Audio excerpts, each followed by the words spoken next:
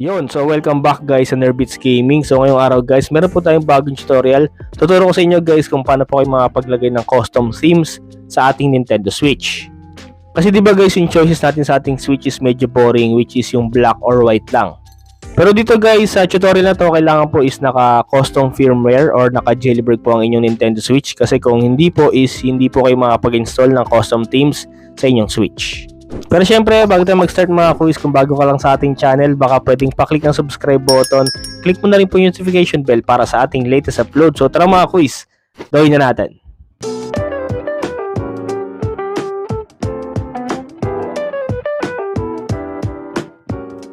So first natin gagawin guys, kailangan nyo connect sa inyong mga internet. So connect po tayo. Settings, internet. So kapag connected na po kayo sa internet guys, punta po tayo sa ating album. Tapos punta po tayo sa may HB App Store. Ayan po. HB App Store, open po natin yan. Tapos click search. Search natin dyan guys, Themes. Ayan, Themes. Tapos, download natin to guys, yung NX Theme Installer. Download.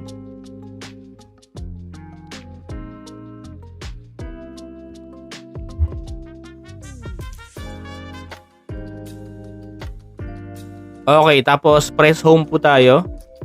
Balik po tayo sa may album. Tapos, open po natin yung NX Theme Installer. Ayan. Click A.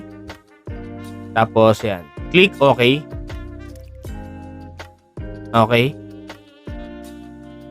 Yun. So, after nun guys, balik na po tayo sa ating home. So, nakasetup na po guys yung pinaka-application na gagamitin natin para makapag-install po ng theme sa ating Nintendo Switch. Okay guys, dito sa ating browser, open po natin. Tapos, search po natin dyan, Themezer. Themezer.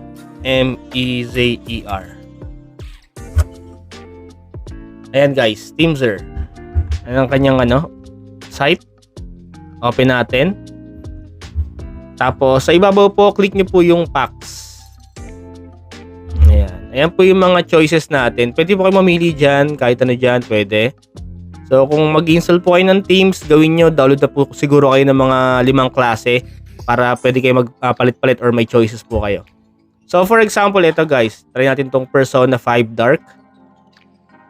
Tapos, ayan po yung pinaka-itsura ng themes. Tapos, pag next nyo po yan, ayan po yung ibang niya. Ayan, ibang mga design sa loob ng themes.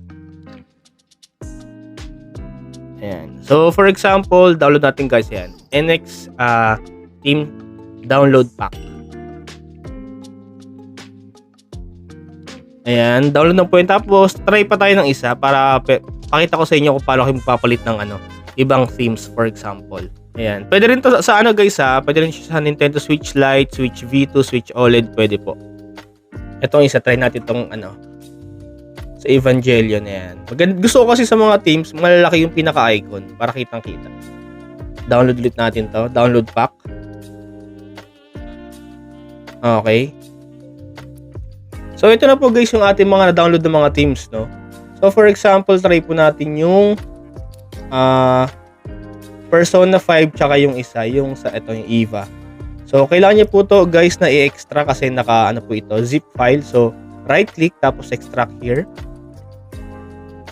Ayan, nalabas po yung file tsaka yung ayan. Gawin natin, gawa tayong folder para hindi siya nakakalito. Lagay natin yung theme name niya. Tapos lagay natin diyan sa loob ng folder. Yan. Tsaka yung isa, yung itong Persona 5. Extract here lang din. Tapos, folder ulit, gawa tayo.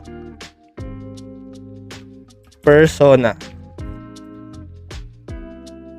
So, yung mga in-extract po natin, lagay po natin sa folder ng Persona. Kasi, mas maganda yung ganito para hindi sila magkakahalo, para hindi po kayo malito.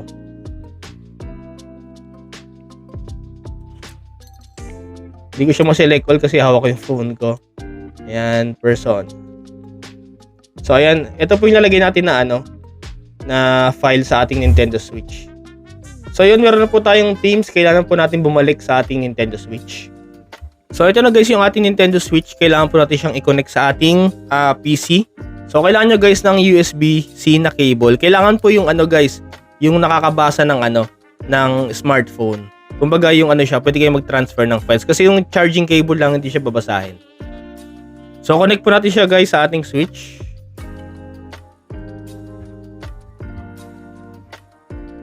Yan. Pag lumabas na po yung charging niya. Next guys, click po natin yung R. Long press lang po natin yung R. Tapos press A. Kahit anong game po dyan pwede. Tapos, ayan. Open natin yung game. Huwag niyo po mabitawan yung R. Ayan, lalabas po yan. Tapos, punta na po tayo sa dulo. Ayan po. USB file transfer. So, ayan guys. Open natin yung USB file transfer. Pag lumabas na po yan guys, punta na po tayo sa ating PC kasi pwede na po nating i-view yung laman ng ating Switch.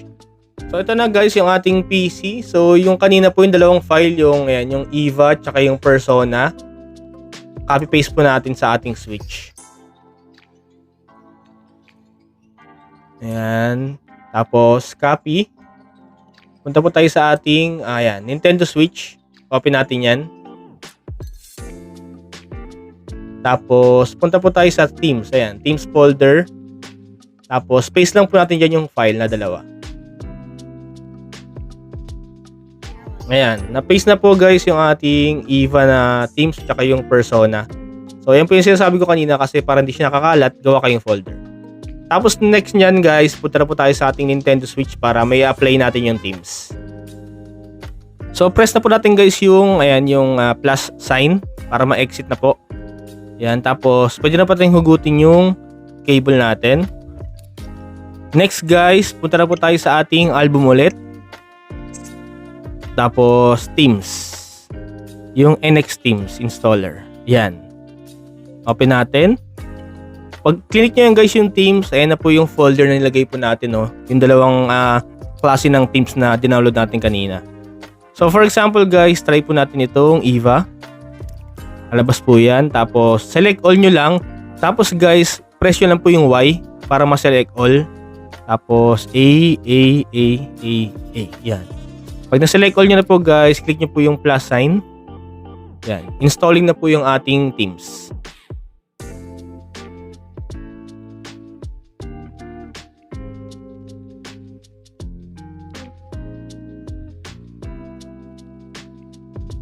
Ayun. So, pwede nyo na pong i-home. Tapos, kailangan nyo po siyang restart para mag-effect po yung ating Teams.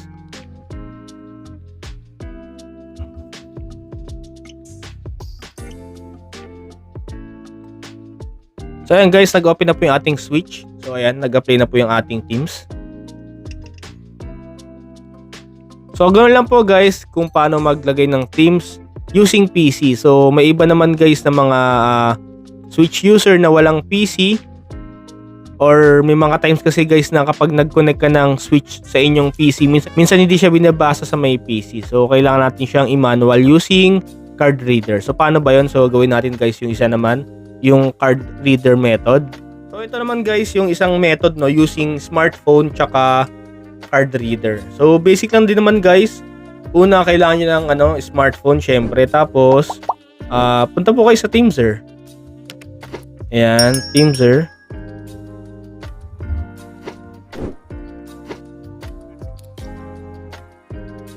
Tapos dito guys, magkaiba lang yung pinaka UI kasi nga cellphone to.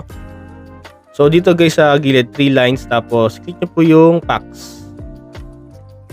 So for example kasi yung skin ng ating Switch OLED is naka siya, Gundam. So pwede kayo mag-search diyan guys ng Gundam. Para siya, ayan. So for example ito. Ayan, download po natin yung Gundam na theme.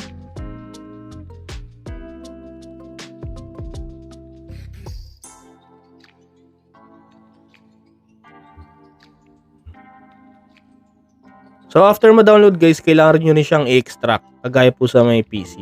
So ito yung ating file guys, no? So, lagay ko lang sa isang folder para hindi po ako malito. For example, sa Android folder, dyan. Gawa ko ng folder dyan. Tapos, lagay ko lang sa loob. Yan po yung ating file. Tapos, extract po natin.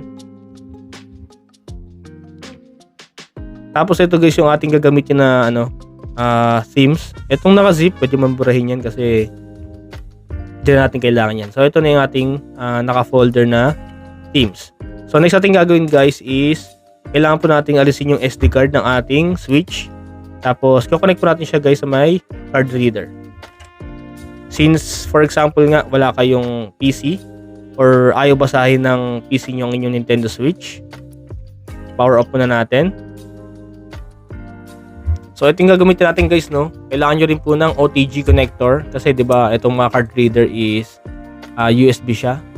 Pero may nabibili na rin po ngayon guys mga OTG na may Type-C. So, itong sa akin wala pa. So, gagamitan ko siya ng OTG na Type-C para makonect siya sa aking phone. So, alisin natin guys yung ating SD card.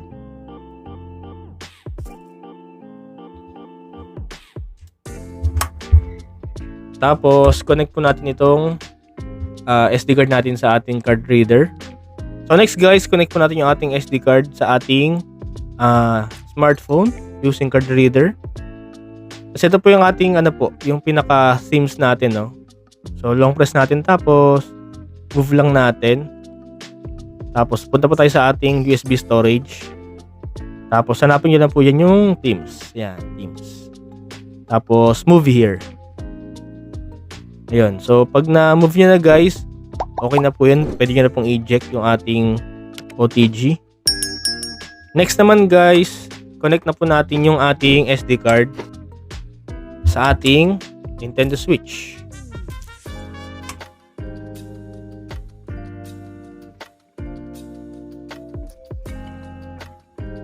Okay, so balik tayo guys sa may albums.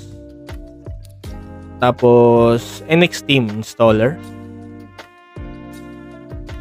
Ito na po guys yung ating kinapi na themes from our smartphone. Open natin. Tapos, select ko lang natin. Y, A. Tapos, install natin by pressing plus sign. Tapos, restart po tayo.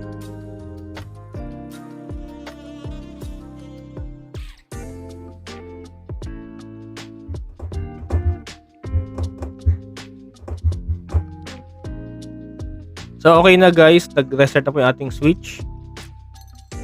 So, yan siya guys. Terno siya kasi since Gundam po yung ating skin, no? Ayan, bagay na bagay siya. Tsaka meron din pala siyang parang umiilaw yung kanyang icon.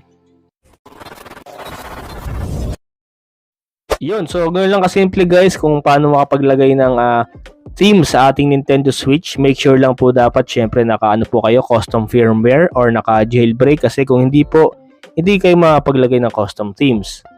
Yun at syempre maraming salamat sa panood mga kuys at kung hindi ka pa nakasubscribe, please like, share, and subscribe para mas marami pa tayong videos na abangan. God bless mga sir and peace!